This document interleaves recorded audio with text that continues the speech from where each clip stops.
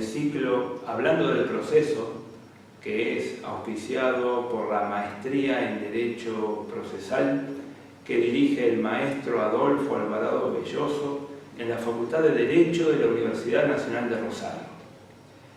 En esta oportunidad me voy a referir a los estándares del debido proceso en la Corte Interamericana de Derechos Humanos y el aporte que el garantismo procesal puede hacer y hace a efectos de la cabal comprensión del sintagma de debido proceso.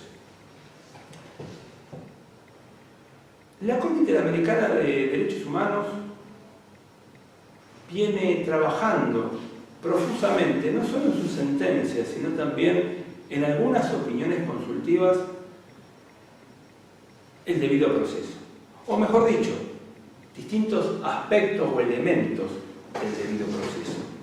Y esto porque la violación del debido proceso es la violación de derecho humano más numerosa en los casos que han llegado a consideración de la Corte Interamericana.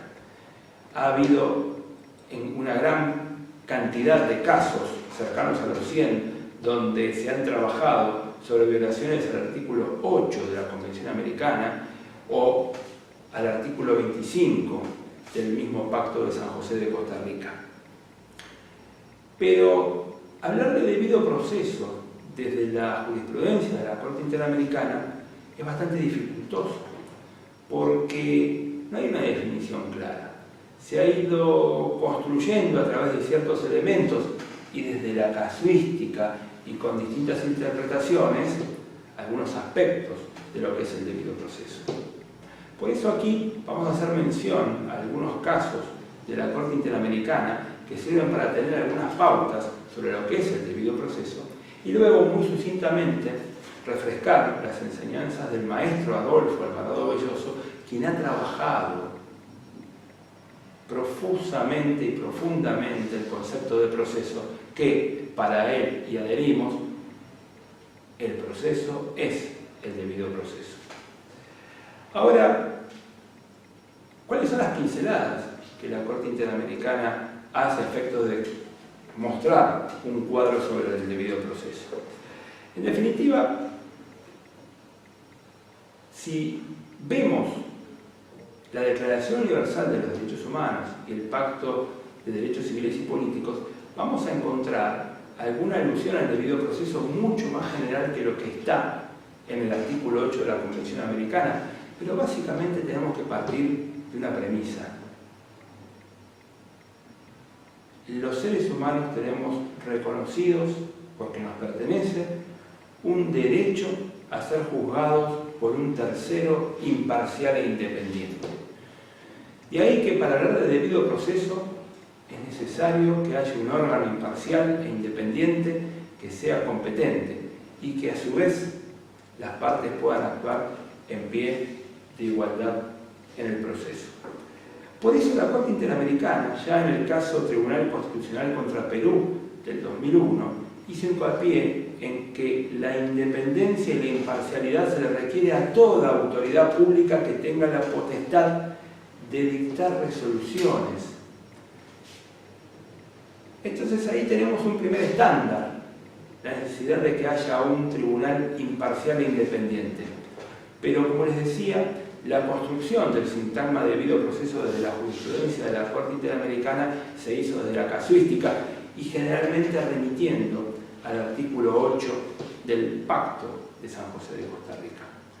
Por eso, en la Costa Calderón contra Ecuador, un caso del 2005, se habla de la igualdad procesal para hacer valer derechos y defender intereses. Y la Corte avanza en una remoción de obstáculos de desigualdad real que influyen en la defensa, y ahí se pronuncia por la necesidad de que haya traductores e información a los extranjeros que pueden acceder a la asistencia consular. Atención, no hay que interpretar mal esto. La desigualdad real no implica que eso debe llevar a una desigualdad procesal, poniéndose el juez en lugar de alguien que estima más débil que otro, porque atención, antes está la imparcialidad.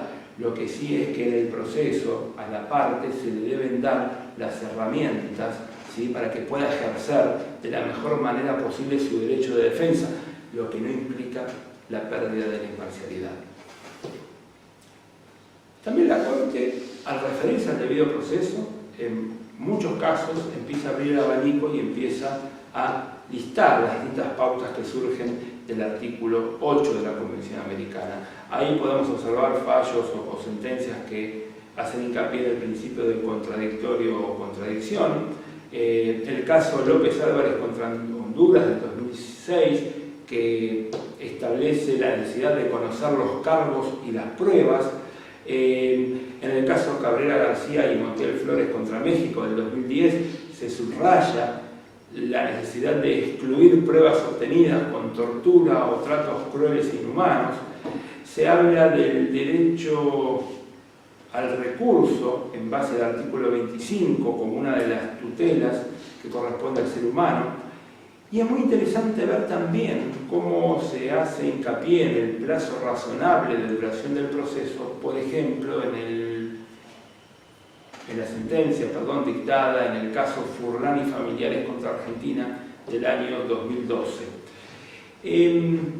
Más allá de estos lineamientos, un poco, o mejor dicho, del todo sistemáticos que hay que ir extrayendo de distintos fallos, no queda nunca en claro qué es el debido proceso para la Corte Interamericana de Derechos Humanos. Y en esta tarea sí se ha ocupado el garantismo procesal de la mano de la obra del maestro Adolfo Alvarado Belloso, tratando de definir, no por la negativa como hace la doctrina en su mayoría, sino por lo positivo, qué es el debido proceso. Y ya les adelanté una pista para el garantismo procesal. El debido proceso es el proceso, porque el proceso es la garantía. ¿Y qué entendemos cuando hablamos del proceso como garantía? Bueno, tenemos que analizar en qué consiste la garantía, o qué es una garantía. La palabra garantía tiene distintos significados. Uno puede hablar de la garantía como la fianza que se da o la seguridad que se da respecto de algo, pero también desde el punto de vista técnico, la garantía constituye la herramienta para poder hacer efectivos los derechos. Podemos ver, por ejemplo, de la mano del constitucionalismo, autores como Vidal Campos o Gregorio Badeni, que indicaban un poco esta noción técnica de garantía, o nos puede quedar más claro a través de la obra de Luigi Ferraioli, quien dice que la garantía no es otra cosa que el acortamiento de la distancia entre la normatividad y la efectividad de los derechos. O sea, en definitiva, cuando hablamos de garantía, estamos hablando del instrumento, la herramienta, el método, el medio más idóneo para, en última instancia, hacer efectivos los derechos humanos. Por eso al garantismo no le gusta adjetivar el proceso. Porque si hablamos de debido proceso, tendríamos que estar entendiendo que puede existir un indebido proceso. O si hablamos de proceso justo, es porque podría haber un proceso injusto. De ninguna manera podemos admitir una adjetivación del proceso, porque el proceso constituye ni más ni menos que un método de debate, como enseña el maestro Adolfo Alvarado Belloso, método de debate pacífico que sigue reglas preestablecidas, que se desarrolla entre dos partes antagónicas ante un tercero imparcial, imparcial e independiente que va a resolver heterocompositivamente el litigio. Atención, esta concepción, esta idea de proceso se diferencia claramente de la idea del procedimiento, donde solamente hay conexiones de conductas de distintos sujetos. Por eso entendemos en el garantismo que hay que hablar de una garantía del proceso. Por eso el garantismo, así como en la cara de la moneda hay derechos, en la otra cara de la moneda es necesario que haya una herramienta para hacerlos efectivos. Así como tenemos derechos, en la otra cara está la garantía. La garantía no es otra que el proceso. En resumen, la jurisprudencia de la Corte Interamericana da algunas pautas del debido proceso, desde la casuística, tomando y analizando distintos incisos del artículo 8, analizando también dentro del artículo 25 de la Convención el derecho al recurso, pero va siendo camino al andar y por lo tanto no hay un concepto claro, unívoco de qué es el debido proceso para la Corte Interamericana. Por eso nos parece interesante recurrir al auxilio de la teoría del garantismo procesal para tratar de delinear un concepto de debido proceso a la luz de los derechos humanos. Muchas gracias.